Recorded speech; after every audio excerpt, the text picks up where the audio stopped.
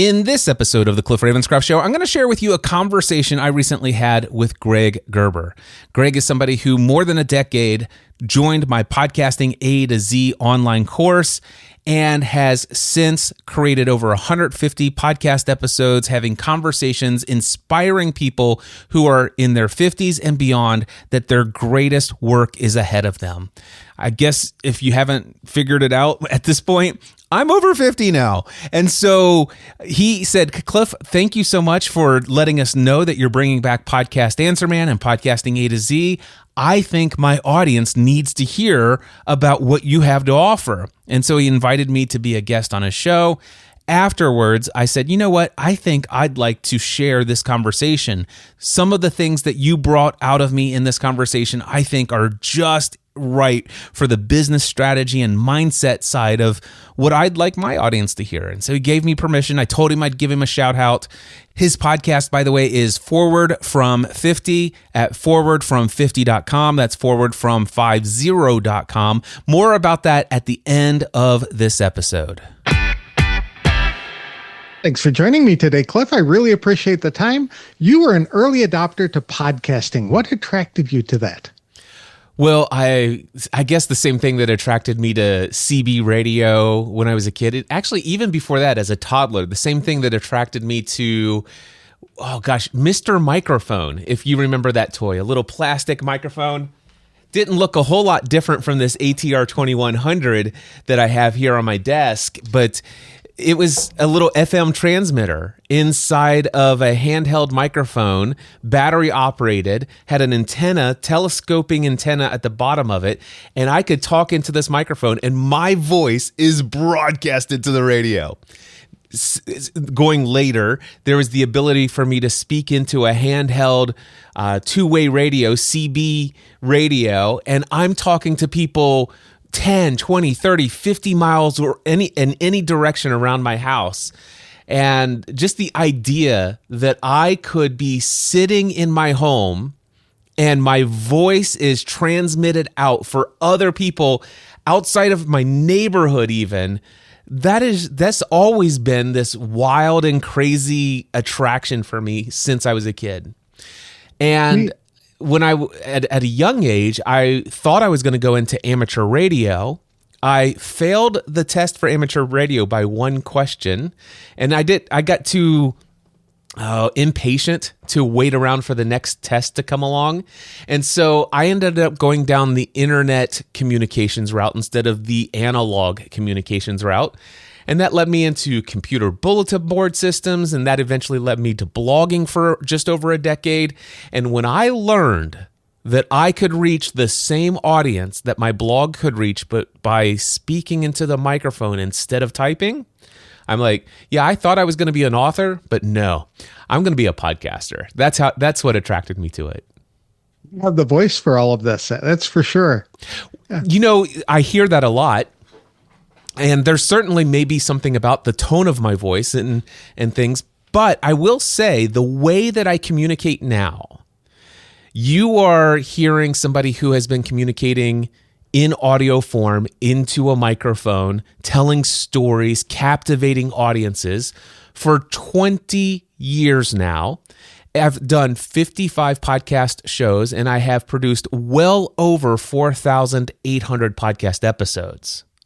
And I just want you to know, if you were to go back and listen to my very first podcast episode, you would have heard, "Hi, everybody. My name is Cliff Ravenscraft, and I don't know if anybody's going to listen to me, but this is what I'm thinking about doing for a podcast.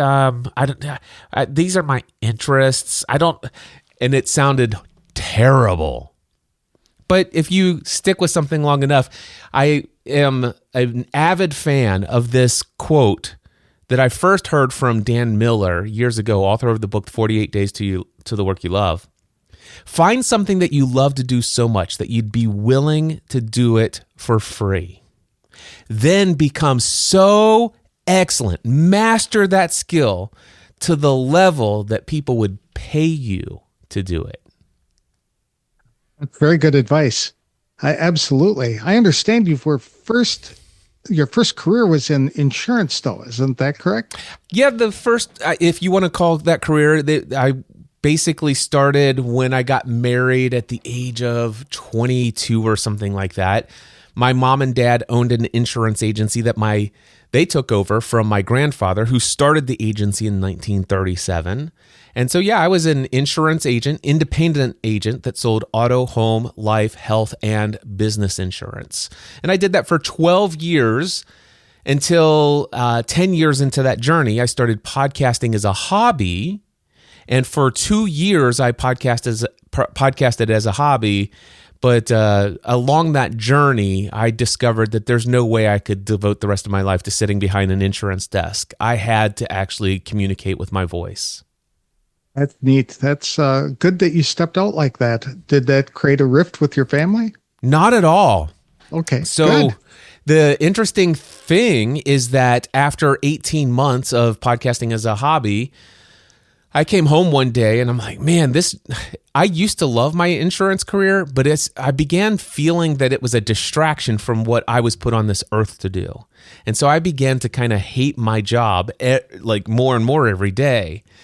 And one day I came home and my wife says, that's it.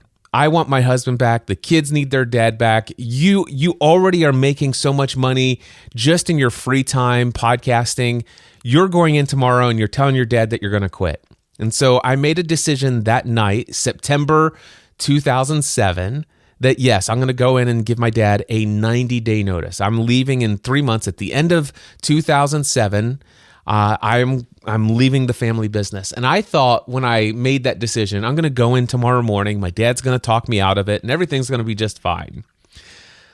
But I go in expecting him to talk me out of it. And instead, he's like, man, I've been waiting for months for you to come in and tell me you were ready to leave. Really? Yes. And the next words he spoke to me were this. He says, Cliff, here's what I will tell you. You know how much money you can make here in insurance. And as far as I'm concerned, you could always come back here. However, you'll never make as much money in insurance as you would going out and doing what you feel most called to do in this world. And you will earn more money doing podcasting than you would ever make in insurance. What amazing advice to give to a son who wanted to do something like that. I've talked to so many people who felt called and trapped in family businesses that they could not leave. But your father encouraged you to do that. So that's great advice for those of us who are seasoned citizens who have to have that relationship with our older children. Yeah. That's neat.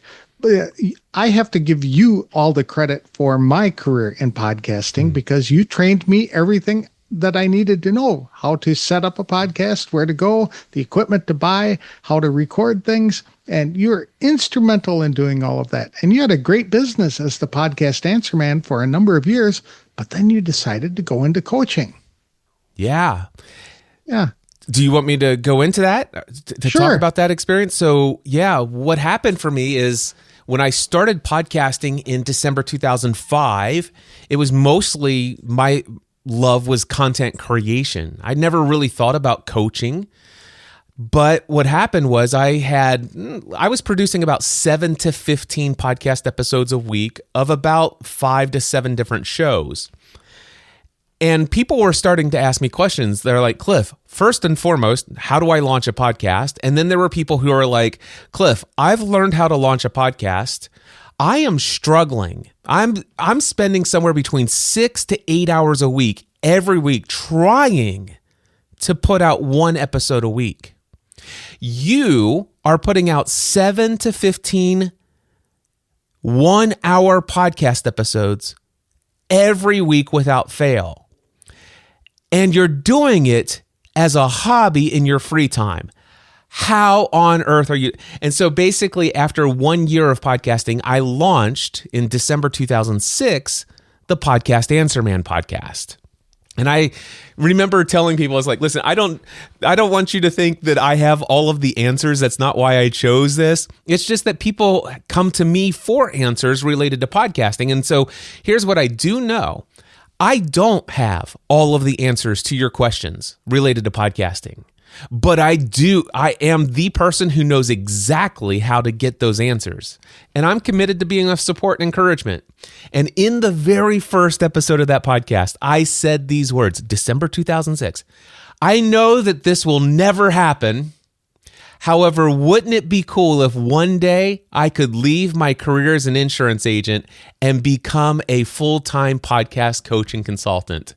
That would be the wildest thing ever. And 1 year later, that was my reality. 1 year. That's impressive. Yeah. So since then, I've personally helped more than 40,000 people launch a podcast. You, Greg, if I'm not mistaken, went through my podcasting A to Z course, which was my That's correct. Yeah, my 4-week group training program where I would take 20 students at a time and I would be their personal coach. I'm like, listen, here's all of my tutorials. Here's my step-by-step process. Everything you need, every question you could possibly ask, I'm going to answer them all. You have unlimited access to me for 4 weeks. And if you're committed to launching your podcast, it shouldn't take you beyond the second week to launch. But if it happens to be the third or fourth week, that's fine. I get it. You might be busy, but if you're committed to this, I'm committed to your success in launching your podcast. And so I had probably almost nearly 700 students who, like you, went through that course. So it's been an incredible journey. During the first 12 years of doing that, I generated several millions of dollars in income from coaching through the group coaching training program, through equipment sales and all sorts of other affiliate income and sponsorship deals and arrangements, and also becoming kind of like the top person in the industry related to Blog World New Media Expo and just all the things I was able to do for other people who were trying to build businesses and awareness in the podcasting industry. I was the go-to guy to influence people. So it was a pretty wild journey. And the interesting thing that I learned, Greg, through all of this was that through these 4-week group coaching programs, I had people who had graduated the course. By the end of the 4 weeks, they had successfully launched their podcast, but they were signing up for the next session of Podcasting A to Z, which is a $2,000 course. And the first time this happened, I remember it was a guy in Stockholm, Sweden. His name is Rick Lindberg. And I reached out to him. I said, Rick, I have no idea what happened. I am so sorry. I just got an email notification that shows your credit card has been charged $2,000 again. I want you to know, number one, you're going to get a full refund within 3 to 5 business days, and I will get to the bottom of how this happened. He immediately responded, Cliff, don't send me a refund. That's no accident. I signed up for your course again. And I'm like, why? He goes, Cliff, at the beginning of the course, you said that we had the ability to ask you an unlimited number of questions, and you encouraged us not to limit our questions to the technology of podcasting. You said we could ask you anything about your entrepreneurial journey, about your mindset, about how you do things productivity-wise. And I got to tell you, you helped me launch my podcast. Thank you. But I signed up for 4 more weeks of getting coaching to you because I love asking you questions about mindset, business strategy, and just life in general. So if you don't mind, I'd like to go through your course again. Keep the $2,000, please. By the way, Greg, he took Podcasting A to Z 3 times and then was a member of my next level mastermind for entrepreneurs for 6.5 years. Oh, so you were an early adapter to developing online communities as well. Oh, yeah. Okay, very good. But it seems that, so when you gave up A to Z, podcasting A to Z, you continued coaching for many years then, right? But yeah. You were not just teaching about the technology and how to start a podcast. You were doing more entrepreneurial coaching. That's exactly right. So the story is that what I found, there was something that was very evident to me. A lot of people were signing up. By the way, the only thing I had to offer all the way up until November 2017. So from December 2006 through November 2017, the only thing you could hire me for was to help you launch a podcast. And then my group training program exposed me to the understanding that people needed much more than how to launch a podcast. Because here's what I discovered working with nearly 700 podcasting A to Z students.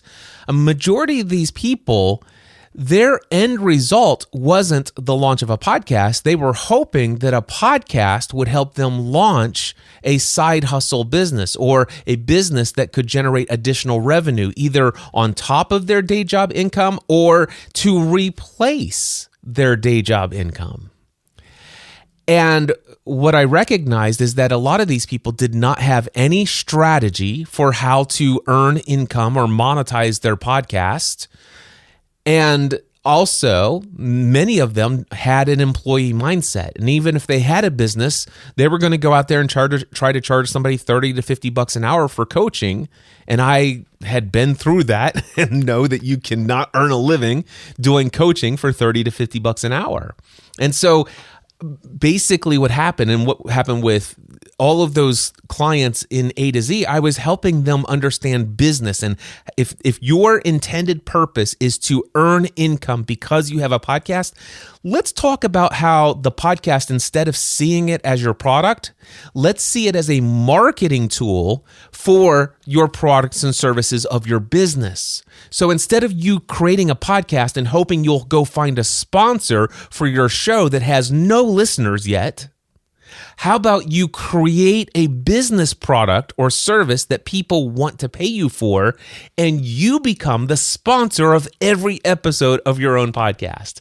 And so I started to see a lot of success, and that's why people came through Podcasting A to Z multiple times. And then I realized, wow, these people who are on the entrepreneurial path are willing to invest in coaching with me at a much higher price point than somebody who is a hobbyist who's just looking to launch a podcast. And eventually I recognized that, wow, every hour I spend answering the same questions in my email inbox, Cliff, how do I get this buzzing sound out of my audio? Or, hey, Cliff, what cable do I need? That was an hour taken away from the higher ticket, higher end, and higher impact coaching that I could be doing in business strategy and mindset. The only thing is that I had built such a reputation as the podcast answer man that thousands of emails every week were coming into my email inbox. And I'm a solopreneur by design with intention. Yes, I could have hired a team of people. Yes, I could have trained them how to answer questions. Yes, I could have I could have managed all of that. And my desire on a scale of 1 to 10 was a negative 50 to hire a team. And so what did I do? From 2015 to 2017, I began just this dreaming. What would it be like if I stopped being known as the podcast answer man, but instead became known as the mindset answer man, who helps people on the entrepreneurial journey. And it took me a while to figure out what products and services I would create. Then I had to validate, would people pay me for that directly? I know people will pay me for podcasting, and then if they learn that I can do this also, then after a relationship had been established, they will pay. But I just wanted to know, could I just go find people who don't know me as the podcast answer man and have them pay me directly for business strategy and mindset? Eventually, I validated that, yes, they will. And once I did that, I read a book called The Big Leap by Gay Hendricks. Have you ever read this book? I have not. Given your audience, I would say, Greg, you and everyone who is subscribed to a podcast with the premise of what this show is, everyone should read the book The Big Leap by Gay Hendricks. It could be read in a single afternoon on a weekend. It's that short, but it is one of the most impactful books of my life. In fact, after I read that book, I immediately made the decision within 1 year, I am shutting down all streams of income from Podcast Answer Man, and I am only going to do business strategy and mindset work. This is my zone of genius. Podcast Answer Man, podcast technical stuff, this is my zone of excellence. And I'm going all in on my zone of genius. And then Oh, you were nuts when you did that. I know you're not the only person who thought I was nuts. However, after about 2 weeks, I did an update and I said, remember how I told you I was going to give you 12 months? You know, if you want to take podcasting A to Z, you've got within this next year is your last chance. I'm sorry to tell you, the next session of podcasting A to Z is my last session of podcasting A to Z. I'm done at the end of this year. And it's like, boom, this is it. I need to move on. My zone of genius can't be delayed any further. And so in November 2017, I began offering only products and services related to business strategy and mindset. And I cold quit everything related to Podcast Answer Man. Shut down the show, shut down the brand, shut down podcasting A to Z. I did one last course because people had already signed up for it. And then and went on in this other direction, which, by the way, I did not make as much annual income from business strategy and mindset coaching as I did with Podcasting A to Z. Podcasting A to Z was generating between $500,000 to $750,000 a year as a solopreneur. Wow, that's impressive. Yeah, it is. But I was putting in about 75 to 80 hours a week. That's not impressive. That's not impressive. Well, it's still impressive, but it's not sustainable long term. Right. So what happened was, I'm like, when I made this decision, I'm like, how much money do I need to make? I mean, like, I need at least $240,000 a year. I mean, and the great news is I didn't go all the way down to $240,000 a year. But what I did is I'm like, well, that's $20,000 a month. And so I went over to my whiteboard, Greg, and I said, what could I do business strategy mindset wise where I could earn $20,000 a month? And I came up with 10 different ideas. Oh, let me say this. The caveat was any idea that I came up with, it by itself had to have the ability to generate $20,000 a month. I came up with, I came up with 10 such ideas. And I circled the top 3. I don't know what happened to it, but I remember I took a picture of that whiteboard before it got erased. I still to this day have not been able to find that picture anywhere. But I can tell you what the top 3 items were that I pursued. The first one was next level in-person workshops. These are in-person workshops where 10 to 12 people pay $2,000 a piece to come here and learn how to build an online business. This is a 2.5 day, or one, actually it was a 1.5 day workshop. And I gave the option for one person could pay $7,500 instead of $2,000. And that person gets to spend an extra day one-on-one with me, helping them create a strategy plan for implementing everything we just discussed. And with that, I was able to successfully bring in $24,000 to $36,000 every time I did one of those workshops. And I'm like, okay, well, here's business idea number 1. I could do one in-person workshop per month. Boom, that's more than $20,000. Check. The next thing would be to do the next level mastermind. If I had, let's just say 20 people in two different paid mastermind groups who are all on the entrepreneurial journey. If each person was paying $1,000 a month and committed to 1 year of membership, we meet together for 90 minutes once a week, every week, and I create this incredible community where entrepreneurs are not doing life isolated on their own, but they can share what they're learning with each other every week. This would be a valuable experience. And so 2 groups, 90 minutes a week, that's 3 hours a week of hosting calls for them. That would be $20,000 a month. And I'm like, okay, that's idea number 2. Idea number 3, I could create an annual conference helping people with mindset and their habits and stories that they're telling themselves, limiting beliefs, and also encouragement about how to go about achieving your goals on the entrepreneurial path. This conference would be called Free the Dream Conference. It would be an annual conference once a year, and the ticket price, the average ticket price, the VIP ticket would be $2,000. The standard ticket would be $500, but the average ticket price would be $1,000. That's how much I would get on average per, for the number of people. And the goal would be just to sell 300 tickets. So that would be $300,000 of income, $60,000 worth of production value in expenses for all of the things to put on this 300-person conference. Well, guess what that comes out to? $240,000 for the year. Divide that by 12. Boom. Now I have the first three things, and I pursued those three things. And that's what I'd been working on all the way up until COVID, which shut down my my annual conference. Right. Absolutely. But the thing is what I'm saying is I actually generated well over $240,000 a year because I pursued all three, not just one. Oh, wow. Okay. Okay. So I started with the workshops. I kept them going while launching the mastermind. I waited a year before the mastermind was up and running and I got it all figured out, the marketing, the just keeping it well sustained. And then I began launching the conference. And so you did one until you got it the way you wanted it to do, and then you started the second one, and then the third one. You did not try to do all three at once. Absolutely not. Yeah, that's the important key. And so the thing is I was earning not as much as I was as Podcast Answer Man, but still well over what my minimum needed was. And here's the key: working 20 hours a week. Right.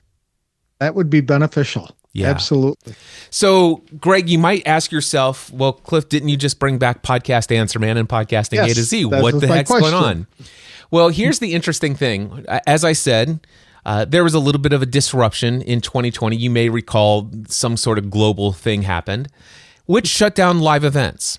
Now, because of that, not only did it shut down my annual conference, but most of my coaching clients and also people coming into my paid mastermind group, almost all of that, 80, 90% of all of my incoming clients were coming from me speaking at other people's conferences. Right. I went 2 or 3 years without speaking at anyone's conferences. And even when conferences came back, I didn't immediately jump right back into them. So my exposure to new audiences was thinning out. And so therefore, the onboarding of new clients for my business strategy and mindset work was also thinning out. And I'm like, okay, here, what I could do is I could open the faucet. I could go back to my zone of excellence. And I was talking to my own personal mastermind group about this, and something occurred to me. This was in the final week of November 2025. And it occurred to me, I had purchased a brand new device called the PodTrack P4 Next. This thing was only $179, and this little device does the same thing that $1,800 worth of equipment did 10 years ago. I've got one. It is absolutely mind-blowing. I bought 2 of them. It's like as soon as I got my first one, I'm like, I had it for 2 days, and I'm like, okay, I need one for my go bag, and I'm going to push my Rodecaster Pro 2 to the side. So I love this thing. And I started publishing content about my excitement and enthusiasm without thinking about it. And Greg, you might imagine what happened next. Technical questions about it started to roll in. I'm like, oh, what have I done? And one of these questions came in from a guy named Paul Spain in New Zealand. And Paul, by the way, was responsible for inviting me and paying for me, all expenses paid, to travel from Northern Kentucky to New Zealand, and gave me 10 days. All I did is give a 45-minute opening keynote address. He paid me to give the keynote address. He paid for my travel both ways. He gave me a car. He gave me a house. Not an Airbnb. He gave me a rental house that he usually rents out. He gave me an entire house for 10 days, all expenses paid, everything. And I'm like, okay. Then this is right before I left Podcast Answer Man, the brand, and he knew what was coming. But he's like, Cliff, you've got to come to the keynote for the Asia Pacific Podcast Conference. And I'm like, I will come. I'll do that for you. So one of the questions that came in was this. He says, Cliff, I love the fact that, thank you so much for sharing all the excitement, enthusiasm about the PodTrack P4 Next. Some of us have had the PodTrack P4 for the last several years. How is this one different, and would you recommend we upgrade? Now, if this was just an average internet user, I may have gotten that question and kind of like, ain't nobody got time for this. But now you can imagine the amount of reciprocity that's built up with my relationship with Paul Spain. Right. Based upon everything I just shared. I'm like, so of course I'm going to answer this. Now, let me tell you what would have to happen in 2017 to answer that question. In 2017, I've never used a PodTrack P4 in my life. So all I have is the new version, the P4 Next. So what I'd have to do is I'd have to go and find the online manual and download the PDF. And then I'd have to get the manual for this one and go line by line for every single feature in both manuals, take notes, talk about the differences, and then come up with my own commentary on why these are advancements that are worthy of an upgrade. That would have taken me at the lowest end 2 to 4 hours. And likely with my ADHD kind of thing, I'm not diagnosed ADHD, but we all have short attention spans and like to go and do other things when we're kind of bored. Coral brains, yes. So it would have likely taken me 8 hours to answer that question. And by the way, this is what I was doing back in my Podcast Answer Man days that I needed to get away from. However, there are two things I had in November 2025 that I didn't have in November 2017. One was ChatGPT. Yes, I was going to say that. So I went into ChatGPT and I said, hey, here's my review. Here's the transcript of everything I've said about this device so far. I got a friend who asked me this specific question, and I just pasted his question in. And I said, go look up the manual for this and give me a detailed analysis. I want deep research. I want it fact-checked, double fact-checked, and I want list of all of the resources where you got the information. Go. Boom. 2 minutes later, I had everything I needed. Now, here's the thing. I did not, and still to this day, do not trust that information's accurate. So every little thing that it said had a link to a specific resource where it pulled the information. So I clicked through to the owner's manual to confirm that all of these things are accurate.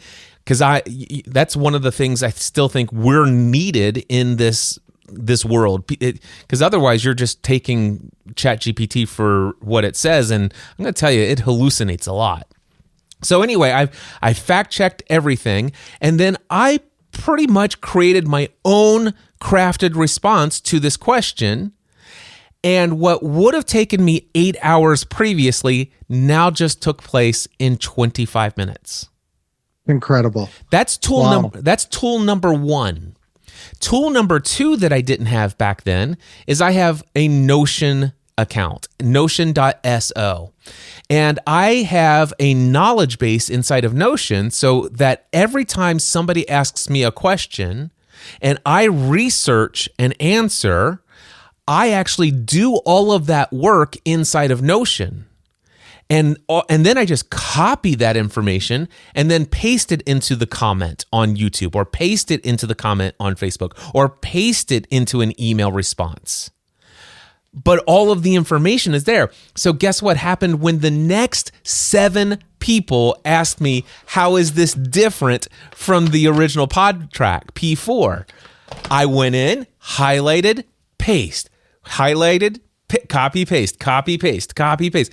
I'm like, I am going to bring back Podcast Answer Man. Do you know how many people are looking for answers related to podcasting who have no idea who Cliff Ravenscraft is?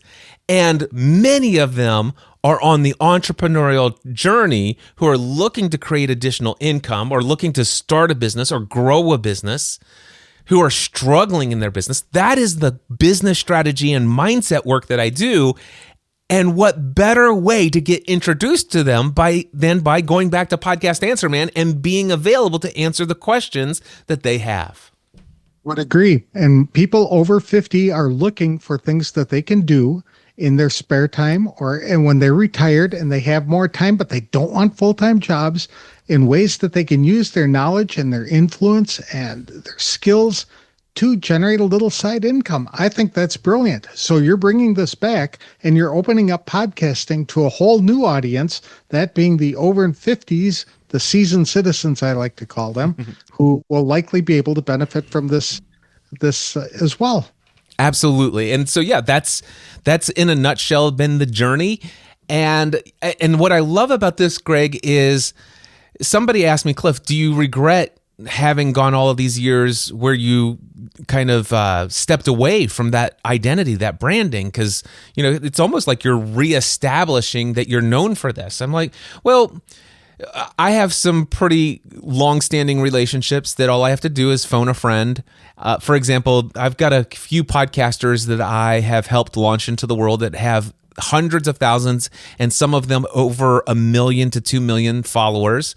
And all I have to do is get on a show with them and say, you know what, Cliff Ravenscraft is the guy who helped me get started. And I wouldn't be here talking you to today if it wasn't for his help. And boom, I've got a stream of new people. That's an endorsement. Yep. So I love that I have that. But the other thing is, Greg, is that in 2017, remember, I told you I didn't have any other products or services other than podcasting A to Z. That was it. Mm-hmm. Now, once you, here's the thing. Imagine somebody's never heard my name before. Somebody may listen to this podcast, for example. It's like, wow, Cliff seems to be a guy who could help me launch a podcast. And now that Greg's been doing this, I've been listening to his podcast. I would love to have a podcast. I know this is something I've been wanting to do. I remember Mr. Microphone. I am an amateur radio operator. I would love to have a podcast. And so just imagine all of that's going on in their mind. So they sign up for my podcasting A to Z course and they're blown away. They might have some sort of expectation of how much access to but as you know, they're going to be blown away by how much access they have to me and how much I over deliver. And through that process, I'm going to ask them, why do you want to create a podcast? How will you know 3 years from now that your podcast was successful, that it was worth it? What has to happen for that to be a reality? And they're going to tell me, and those who are on the path of entrepreneurship will tell me their business goals. And so through these 4 weeks, I'm not only going to help them with the technical, I'm going to help them with the business strategy and mindset side. And some of them at the end of the 4 weeks are going to be like, I can't not have access to you moving forward. What's the next step for us? And then it's either one-on-one coaching, one of my in-person workshops, or my paid mastermind group for entrepreneurs. So you don't plan on slowing down at all. Not at all. Now that you've crossed the 50-year mark. Oh, that's gosh, cool. no. Yeah. And I was going to ask if technology had changed over the years, and it apparently has, and it makes it easier. So is this a viable thing that people over 50 should consider, is starting their own podcast? Well, it depends on what your definition of viable is. And I can tell you that there's a lot of people who have ambitions related to podcasting that aren't as viable today as they were 15 years ago. Those people, it would still be a viable thing for you to do for fun. It would still be a viable thing for you to have contribution into the world to impact and influence the lives of a couple hundred people. But what you might have been able to make a significant amount of income doing just as a content creator alone, things have shifted a lot in that particular space. However, if you happen to have a business model that is not reliant upon a podcast, but if you're able to demonstrate that you've got products and services, basically you've got to find, here's what you need. You need an exact ideal, not target audience, an exact ideal client. Forget about your podcast for just a moment. Let's just pretend you're not even thinking about a podcast. But the question is do you have a business idea? And if you have a business idea, you have to have these 5 things for your target client. Number 1, you need to have a person with a problem. All right. Now, the important thing is that they actually have to know that they have the problem. If you're required to educate them that they have the problem, it's a lost cause. All right.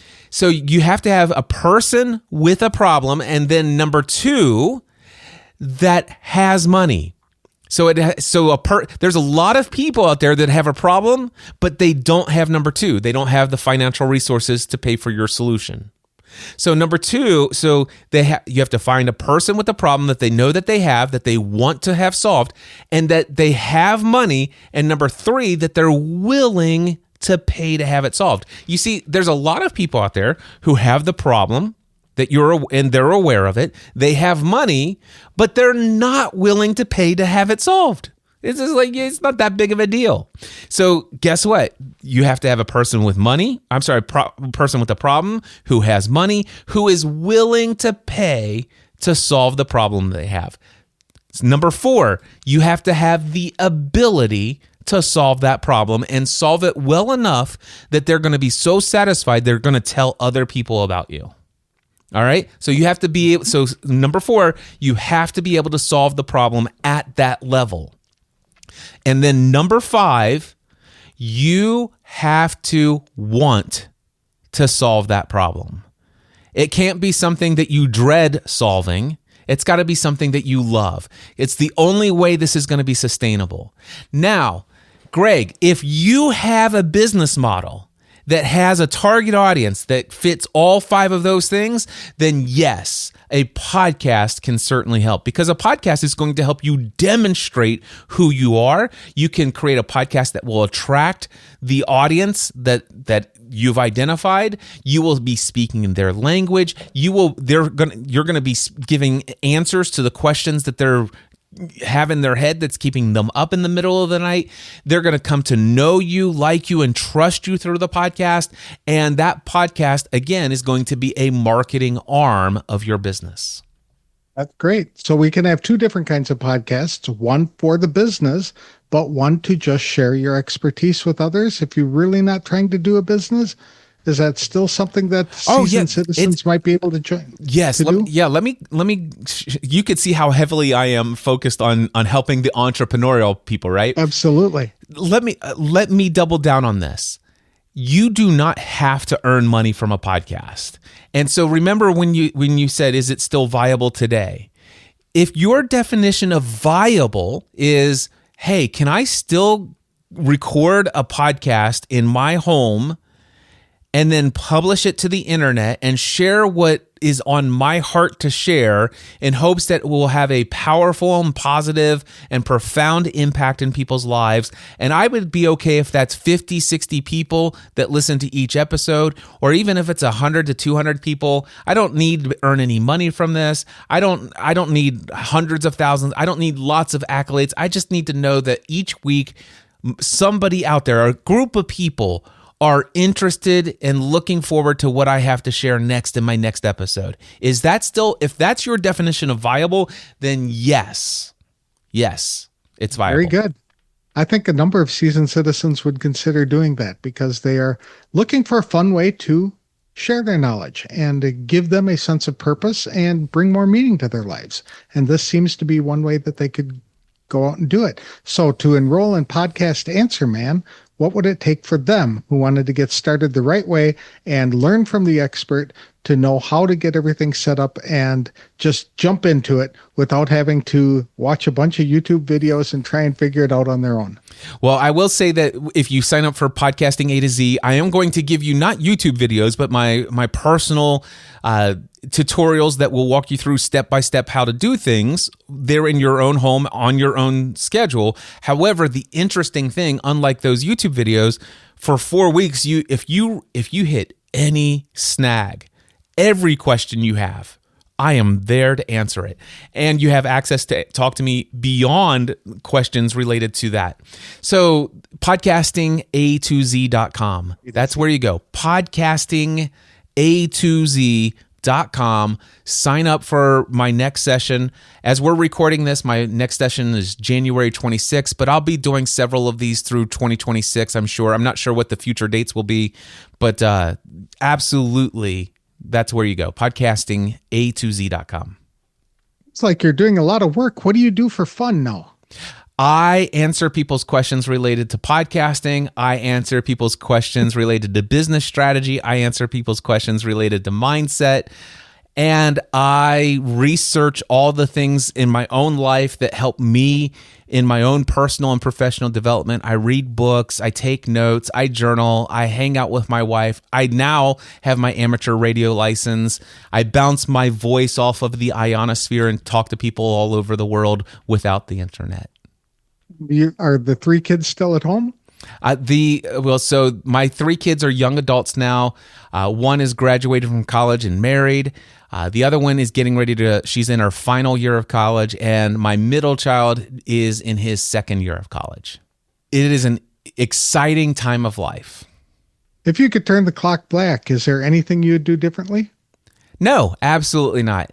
There's one problem with even the option. I hope that option is never available to me, because what I will say is who I am today is the product of every experience I've ever had.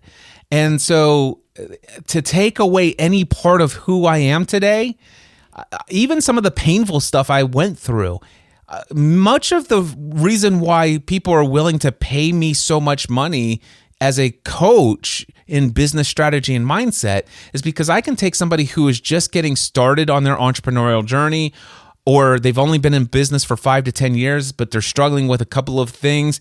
And it's like, oh man, dude, I remember when I went through that about 15 years ago. Let me tell you what I wouldn't do. Let me tell you what I would do. It's like, you do not have to go through all of these hoops.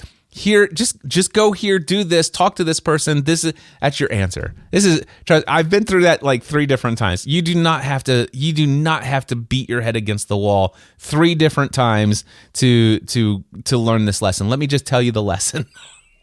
I've heard a number of people who have said that if I were to turn the clock back and avoid doing something stupid that I had done, I would figure out a way to do something stupid in a different way. Yeah. And so it would alter our life. I like your approach. Thank you. That it is what it is, and you're moving on. What advice would you have for people over 50 who are struggling with what to do to give their lives more meaning and purpose? I would encourage you to begin a journaling process. That's the first thing that I would do. So there are 3 questions that you need the answer to be able to solve for that issue that you just expressed there. The first question you need to answer is, who am I? The second question that you need an answer to is, why am I here? And the third answer that you need the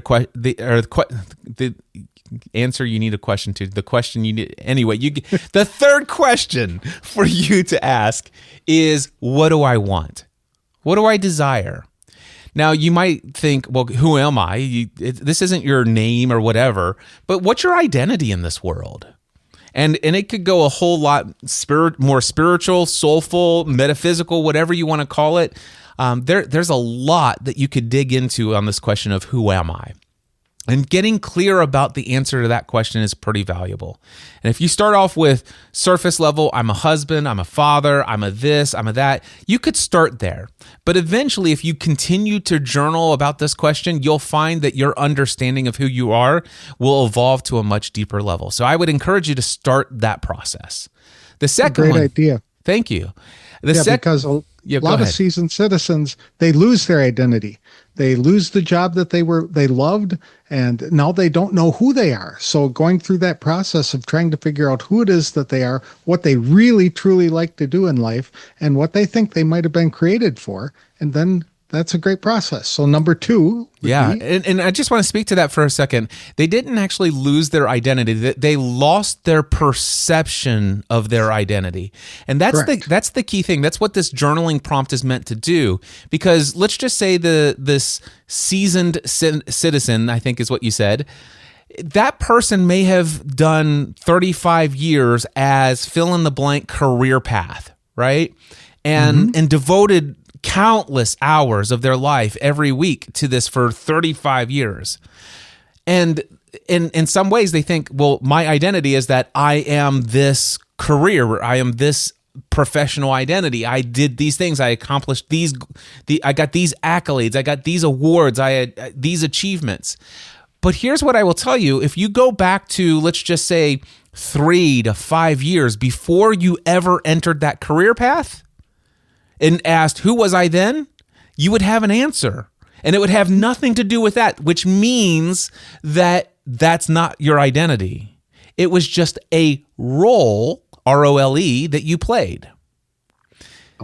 Yeah, and so there's so much more behind this first journaling prompt to get into the answer of who am I? And then the second one is, why am I here? Now, if I can suggest, I would encourage you to consider this. What if I were to get to choose the answer to this question? I know that this could bump up against some belief systems and things of that nature, but I just encourage you to ponder, what if it were possible that I could choose why I'm here? That it's not some predetermined thing. I'm not telling you that you have to change your belief. I'm just asking you, just consider it. Maybe if you're up for the challenge. Now, for me personally, I will just tell you that I determined a long time ago, I get to choose why I'm here. It is part of, for me, it's free will. It's my co-creation with my creator.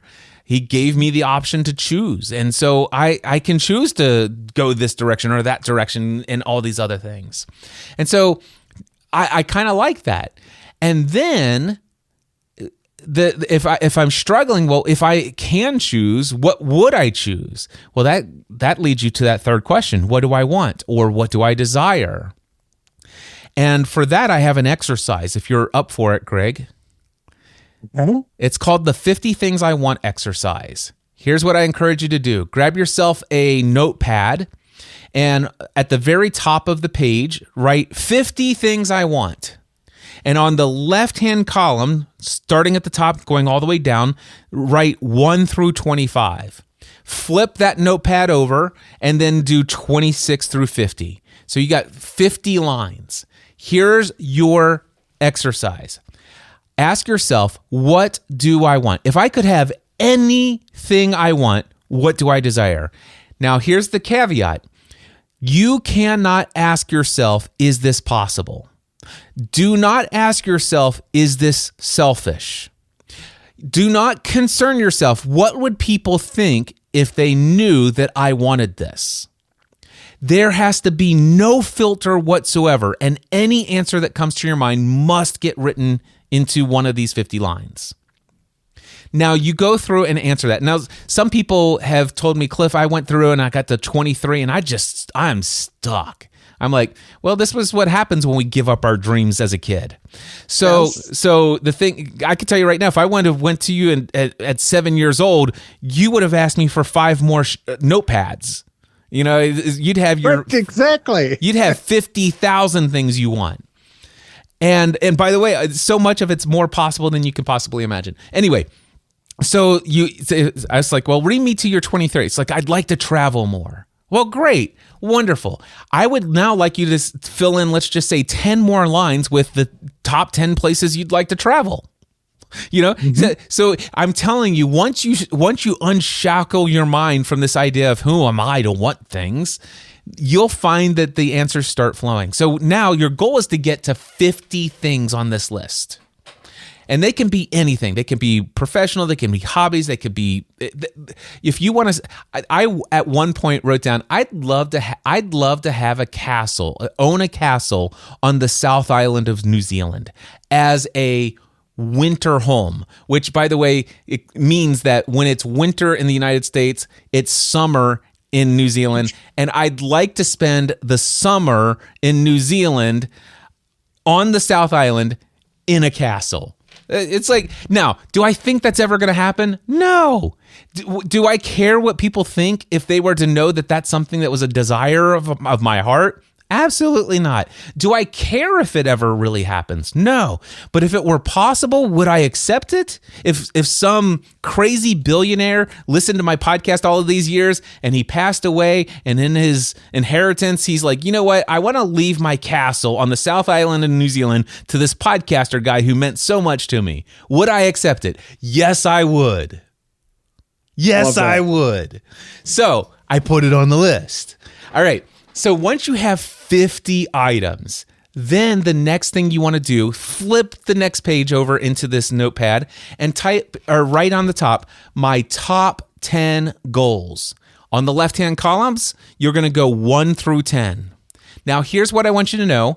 The 50 things thing, it's not in order of priority. Don't try to prioritize them. What's more important than the other? The thing is just to fill in the lines.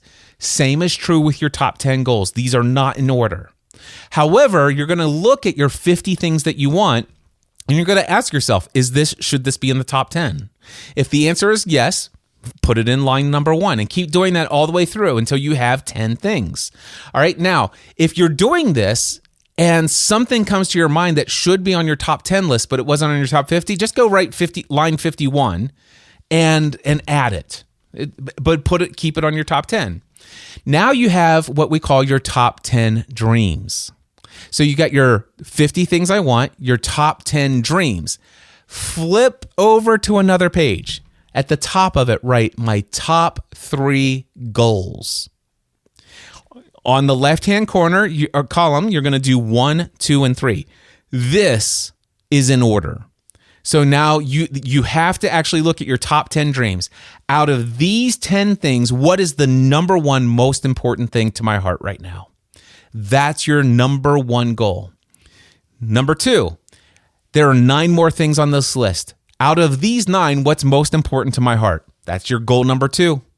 And then the third, there are 7 more things here. What's most important? That's your third goal. Now, you actually know what your top 3 goals are, your top 10 dreams, and you know 50 things that are on your bucket list. Oh, that's awesome advice, Cliff. And really. The great news is you hopefully got another 30, 50, 60 years left to go and fulfill it all. That's right. There is no time zone, and now that people are over 50, they often have more time than they ever have, so they can go out and do these things. Yes. That's excellent advice. Something you said earlier that really resonated as well is that your mastermind group gave you the permission or gave you the encouragement to restart Podcast Answer Man. And so when you're talking to other people about your goals and dreams, you have to be very careful who you're talking to, because the dream stealers, if you're teaching that or talking to them, they'll come in there and snuff out that flame before you can even start. Yeah, there's a couple of quotes out there. Jim Rohn said, your life will be the average of the 5 people you spend the most time with. Tony Robbins said it this way. He said, your life will be a direct reflection of the expectations of your peer group. Right? Exactly. That is absolutely true. And even more so, and people are over 50 and they are hanging around with folks who have reached the end and they're ready to give up. All they want to do is recreate, and they really don't want to do anything to add value to other people or something like that, or have ambitions that extend beyond themselves. So to focus on those people and their expectations, if you try to step above them, they'll be like crabs trying to escape a bucket. They'll reach down and pull you down. You know, there's a philosophical angle that comes to my mind that I don't know if you want to explore, that just came to me as you said that, or if you want to get close to wrapping up. Sure, you can explore that, and then we'll need to wrap up. Yes. Okay, so when I hear that,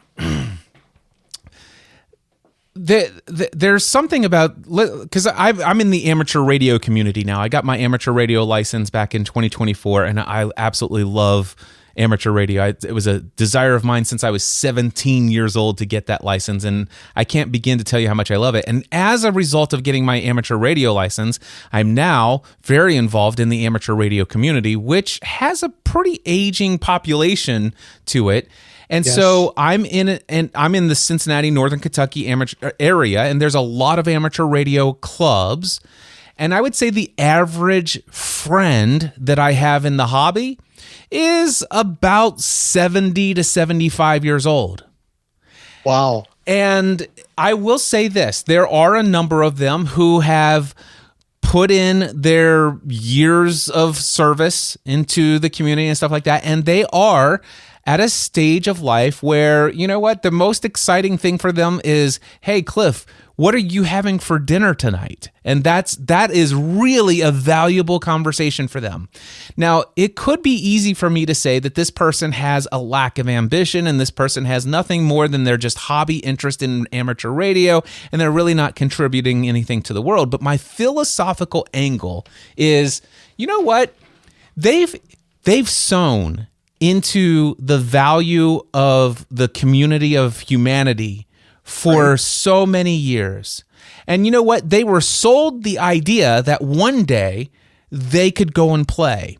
And for many of them, they went most of their life without attending the inner child within. And so if they want to spend the remaining 15, 20 years of their life playing around on the having recess without any ambitions, I say, hey, it's your life. You get to choose. That is perfectly fine.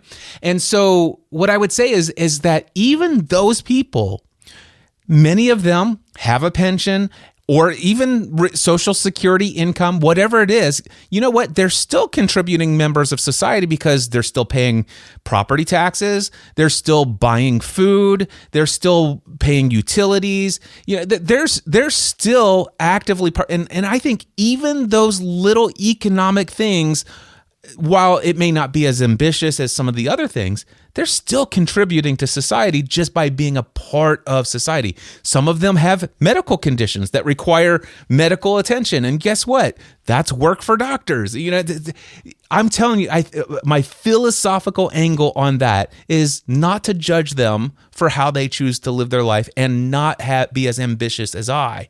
But also, to your point, some of them have attitudes. Some of them are going to be like the crabs inside of a boiling pot. And when you start crawling out of that pot, they want to drag you in. Mm-hmm. To your point, I would say, be cautious of spending too much time sharing your dreams and visions beyond the hobby and sitting around and recreating in your later years to people who are going to be hurt because they're like, maybe there's something I haven't done and I don't feel like I haven't. And a lot of those people, the reason why they would try to pull you in and keep you and snuff out all of that is so that they don't feel insecure about the fact that they're not doing it. Now, in the philosophical angle, the reason why all of this came up as soon as you said that phrase was because not everyone has that attitude. There are some beautiful people who are 75, 80 years old, and they are just having fun. And there are other people, and I go to regular Skyline Chili lunches with my amateur, and I tell them about the things that is like, Cliff, that's great. And they're encouragers. Go do that thing, man. Make the most of it. Man, that's exciting. Come back next week and tell me about it. So I just want to say there are some of those people as well. I thank you for doing that. I stand corrected. You know, you are absolutely correct. I appreciate that you explained that to me, and I will consider that in the future when I make that comment. And also, be cautious of who you talk to, because there's some incredibly ambitious people who are out there looking to serve the world any way they can so that they can build their next big thing and get a big return on investment and stuff like that. And some of those people have negative attitudes that will try to knock you down so that your building never gets as tall as their building in the city. Good point. How can people connect with you if they would like to follow you on your journey? My email address is cliff@cliffravenscraft.com. If my voice or anything I said in this episode resonated with you, I would love to hear from you. Send me an email, cliff@cliffravenscraft.com. That's the number one thing you can do. Greg, since I started podcasting, there's one thing that fuels my fire. And you can tell people, can you describe what you see just in your own words on camera? Because I know most people are going to listen to this in audio. A whole inbox of letters and other documents. This has about 400 thank you cards, postcards, and handwritten letters from all over the world. From people who said because of something you said in a podcast, it has had a powerful and positive impact in my life. And there's nothing that fuels me more than hearing that, Greg. So the number one thing people can do is if you've been encouraged, you've been inspired, an idea has formed, if something lit up inside of you, the best thing you could do is open up your email, type in cliff@cliffravenscraft.com, and just send me a message and let me know what it was. That's great. Are you on social media at all? Oh, yeah, I'm on all the places. I'm at facebook.com/cliffravenscraft. On LinkedIn, I'm linkedin.com/in/cliffravenscraft. On Instagram, I'm Cliff EOTC, which stands for Encouraging Others Through Christ. On Twitter, I'm Cliff EOTC, Cliff Encouraging Others Through Christ. Let's see, where else am I? I'm on TikTok at Cliff Ravenscraft. I'm on YouTube at Cliff Ravenscraft. I'm on all the places. My goodness, you are busy. You'd have to hire somebody to manage all of that. My goodness. I'm a solopreneur, my friend. I'm a solopreneur. I also produce 2 podcasts every single week. So if you like the business strategy and mindset stuff that I've talked about here, that philosophical way of thinking, because I hear things, Greg, and that's what I'm talking about. It's like mindset. It's like, let's think about what we just said for just a moment. Is there a different perception? I love the mindset style. So that's the Cliff Ravenscraft Show, and there are 804 episodes out there right now. And every week, Monday morning at 12:01 a.m., there's a new episode of the Cliff Ravenscraft Show. And then with Podcast Answer Man, I think I just did episode 480 of that. And now that Podcast Answer Man is back as of December 2025, I'm back every Friday morning at 12:01 a.m. with a new episode. Very good. Well, thank you again for sharing your heart with me today. I really appreciate it. I found this very encouraging, and I know other people will as well. So I wish you the best of luck in 2026 and beyond. You've got a lot of work to do. You're only 53. My goodness. You've got just getting started. A couple of decades. That's right. I'm just getting the first 50 years of my life were preparing me for this moment. Perfect. I love how you ended that. Thank you so much for your time. Thank you. Well, there you go. That was my conversation with Greg Gerber, somebody that I had the honor and privilege of helping him launch his podcast many, many years ago. And here he is today. He has over 150 episodes in iTunes. He has a 4.8 star rating, and he has absolutely inspired and motivated and encouraged a niche audience with his Forward from 50 podcast. If you'd like to hear some of the other conversations that Greg is having with people who are over 50 and still looking to create amazing things in this world, head over to his website, forwardfrom50.com. That's forwardfrom50.com. And of course, check out his contact page. His information is at the bottom of his website. In the footer, you'll see it's got, actually, I can just tell you, it's info@forwardfrom50.com. So go ahead and email him and tell him that you enjoyed the conversation that he brought out of me during that interview. And by the way, if you would like to launch your podcast or take your existing podcast to the next level, I'd like to encourage you to join me for this next session of Podcasting A to Z. It's coming up just in a couple of weeks on January 26th. You and I working together week by week for 4 weeks, helping you turn your dream of your message and impact and influence into the world into a reality. Head over to podcastingatoz.com and register today. Until next time, I encourage you to take everything you do to the next level. Podcast Answer Man.